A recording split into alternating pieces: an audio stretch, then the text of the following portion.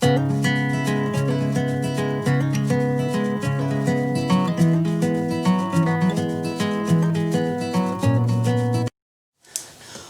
is going on, guys? Someone more views here, back with another game review for y'all.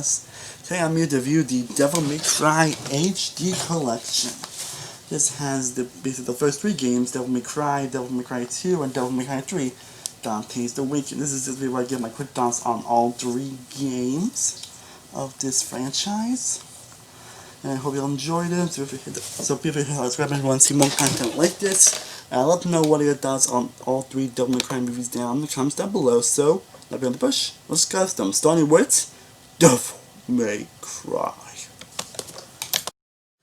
Now, funny, this game I actually had beaten last year, but after I got to reviewing it, I think I played all games of the collection before I actually get my thoughts on it. And after I can playing it a little bit, I know that Devil May Cry is a good game overall, as it's a close tale story of Dante, a demon hunter who uses his business to get revenge on the demons after losing his brother and mother. And meets a woman named Trish, who takes him on a journey to defeat the demon lord Moninus.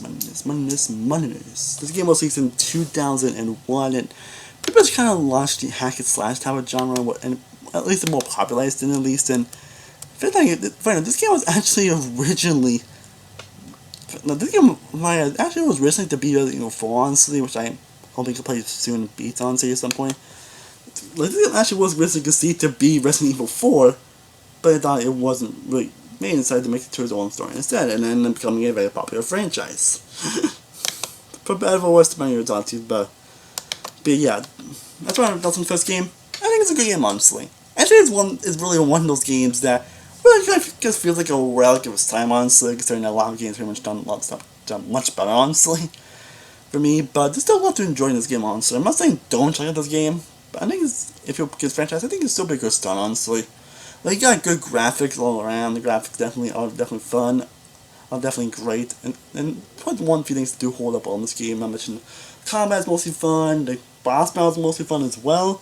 You know, it has great level design as well. I wasn't really feeling the characters and story. I thought it was still fun and decent overall, and definitely let me want to continue playing, honestly. Especially with the fantastic level design that I really adored as well. Actually, the music is the music in this franchise is definitely great. Definitely one of the highlights here. Like, there's definitely a lot of fun to be had in this game. Though the controls can be kind of bothersome at times. Not mention it.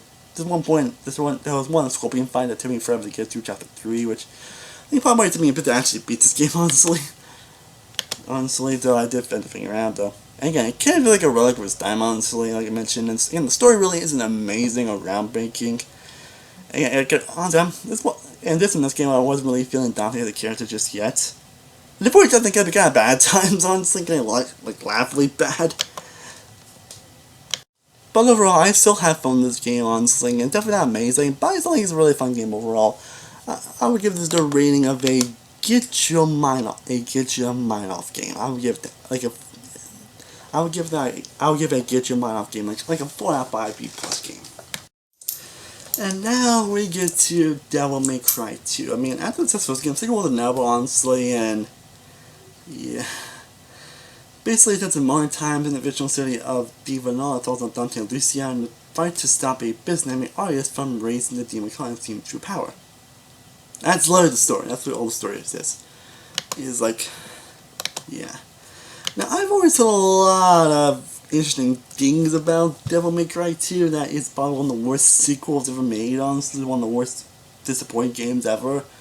Like, I heard it's probably the only in the franchise that you really should skip, honestly. That's why I always heard about this game. And they were wrong! In fact, they're pretty much right. This game sucks. Actually, the first time I'm actually doing a negative... So, it's also maybe the first time I'm actually doing a negative review on the game, honestly. I'm afraid I'm not wrong here, but this might be the first time I'm doing a negative review on a video game. Like, yeah. Like, honestly, like, it does have a good, decent start to it that shows some promise. It does have some, it's still decent. It does have a couple of fun moments throughout the game, honestly. We'll allow that. Doesn't only that this best game being a 0 for me, honestly. Like, it's not downright, like, atrocity or anything. But, yeah. I hardly had any fun in this game, honestly, because it's one of those games that just really just holds your hand from beginning to end, honestly, and you basically learn nothing you're playing. Like, when you play a game, not only you want to take a mountain, you also want to learn, like, you want to get better at playing the game, you want to get better control of certain aspects, right? Nope, this game doesn't do that. It doesn't at all, honestly, like, and not much is very too easy because of that, and something that I mentioned it doesn't do well too, that won't be a problem, but it's not between being. But there's a difference, honestly, and the difference here is that this game is just so easy and it's just so boring. Like, oh my god, I feel like it just breathes again, and I really didn't feel like I was doing much combat. Well, at least done a lot of into the combat, probably Devil May Cry, but the controls be wonky at times, but here, yeah, not much. The controls are terrible, along with the camera as well, the boss battles are not good as well, the villain is just terrible. At least the villain in the first game at least had some funness to it, especially because of the voice acting, but here, nope, he's just a boring blank slate. I mentioned the story is just so all over the place. Like at least the first game at least had some interesting elements to it. Here, it just go there, do this, do that, blah blah blah, villain being, story ending. Like nothing really to this game to the story wise. Even the characters aren't interesting. I said in the first one I wasn't really feeling Dante yet, but I thought he was still a fun character overall. I just wasn't really feeling him yet. Here though, nope, I really don't like Dante at all here. Like I think could have actually improved on his character here, but no. But don't get to why I actually love him now, but we'll get to that later. But yeah, the pacing and structure is just so poor and all over the place. Like you really get nothing to learn. The combat is not fun at all. It's just a pretty bad game overall. Oh yeah, Ratchet & Clank Master's game, and I actually did a negative review on, so anyway, but yeah, Devil May Cry 2. Yeah, it's pretty much as bad as what it says, honestly. If you get this franchise, this is probably the only game you need to skip, honestly. Like, I don't think you really learn anything from the stories and character from this franchise, so I would skip this game altogether. It honestly gets a not even used word rating, which is basically a D and a 0.75 out of 10. Again, the graphics in the beginning and a couple of fun moments do save from being a 0 of me, but I still won't recommend it. There are better games you can play with your money. But now we get to an actual fantastic game in this franchise, and what made me see if the appeal of the franchise, and that is Devil May Cry 3 Dante's Awakening. With fact being 3 in the name, it's actually a prequel to the original Devil May Cry. It's actually a prequel to the previous two games, honestly. It's like a decade before the events of the first game, where it centers on the functional relationship between Dante and his brother Virgil. That's really, I'm saying, but it tends on the relationship between these two characters and what they've been doing, all that's just, yeah, like, I heard nothing but amazing things about this game, honestly, and despite all I've always said about its difficulty, because, again, I said a few times on the channel, I don't handle well difficulty, honestly, but back to playing through it, honestly, I can say Devil May Cry Dante's Awakening is a fantastic game, like, truly amazing, and definitely worth the price to scale, honestly. It's probably a good game in the franchise. I would just recommend you play first, honestly, believe it or not, because it's truly the first game franchise that I absolutely love, and actually truly made it fully understand the appeal of the franchise. I mean, kind of did in the first game, but this game's just wow. And there's really a lot of factors that go into it. One being that highly improved graphics in the game that are just so wonderful and amazing. It has some of the best combat of the series I've played so far. Like, and like you are learning, you are getting better at it. And I'll talk about the difficulty for a second, honestly, because again, I said before I don't do well with difficulty, honestly. Not that I can handle difficulty, it's just I'm someone that can get frustrated. I mean, honestly, that's probably why I am playing the Souls games, though I'm playing the Souls games, and probably won't, honestly, if I'm being honest. I don't know. But yeah, the difficulty is a little more balanced than I expected, and while there definitely some moments where I died a lot and all that, it wasn't until I got too frustrated, honestly. I won't lie on that.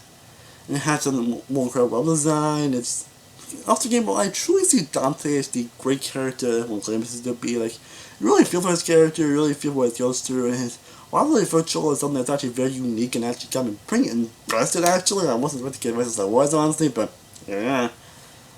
I mentioned has, again, badass music. There's also that also another plus Devil May Cry 2 is also the music as well.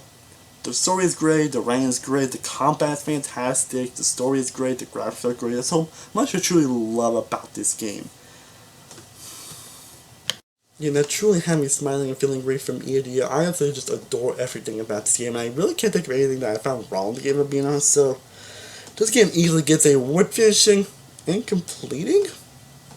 I mean, depending on what you, but this is definitely a plus game for me. Well, guys, I hope you enjoyed me reviewing all 3 Devil May Cry games from the first one, second one, and Dante's Awakening.